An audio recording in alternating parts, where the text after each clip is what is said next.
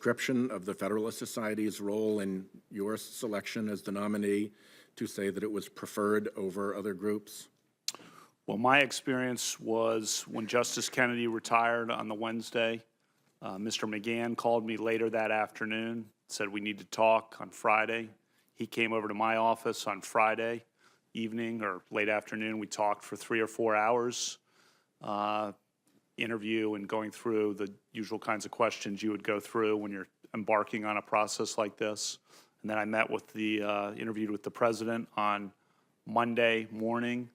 So is it your testimony that you don't know what the role of the Federalist Society was in your selection? My experience and of my personal experience and what I know is that President Trump made the decision, for starters. President Trump made the nomination. And I know he, as I explained yesterday, I know he spent a lot of time in those 12 days on this issue, and I was aware of that. I also know that Mr. McGahn was directly involved with me and spent a lot of time on it. And I also know that the Vice President— You have no knowledge to share with us today about the role of the Federalist Society and how they were insourced into the White House. That is a mystery to you as well as to us. I'm not sure what Mr. McGahn meant. I think by that comment, I think Federalist Society members are lawyers in the administration are Federalist Society members, and so it should not be a surprise that because it's an organization. And Leonard Leo's role specifically from the Federalist Society? I don't know. Okay. I don't know the specifics. Well, let's go from specifics to generals, and let me put up a graphic that shows some of the folks who fund the Federalist Society. It's a pretty significant group of people who tend to share very conservative and pro-corporate points of view. It reflects that at least 14 of the donors are actually anonymous, which is a very unfortunate part of our current political world. Actually, probably more than that, because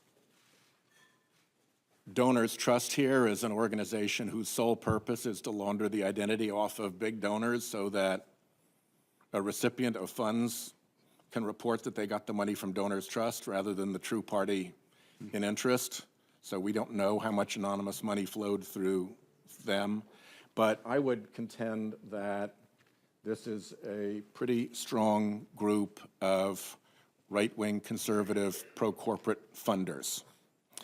And presuming that to be true, should that give you or anyone in this process pause that groups like this may have had such a significant role in selecting you to be in this seat today? Senator, Mr. McGahn was the one who contacted me. I interviewed with the president, and I know the president was, I'm the president's nominee. He was directly involved in making that decision. I'm sure he consulted with Mr. McGahn and others. I know he consulted widely with a lot of people to get input on the, very widely to get input on the, at least the people who were the finalists. So that part of it, my 12-day experience was with the White House counsel's office and the president and vice president too. Okay, so and I also don't. I'm not familiar with all whatever those the role groups, is of the Federalist Society was in all of this. It was, and there's plenty of reporting. We don't need to litigate that between us. You don't know is what you've testified, and that's fine. On my process, and again, yes. But you're fairly familiar with the process generally because you used to run it in the Bush White House or have a significant role in it, the process of judicial nomination selection, judicial nominee selection, correct? You've been inside that machine. I did not run it, and Judge Gonzalez, when I was in the counsel's office, was the counsel. But you've been inside the process. I have been inside the process, yes.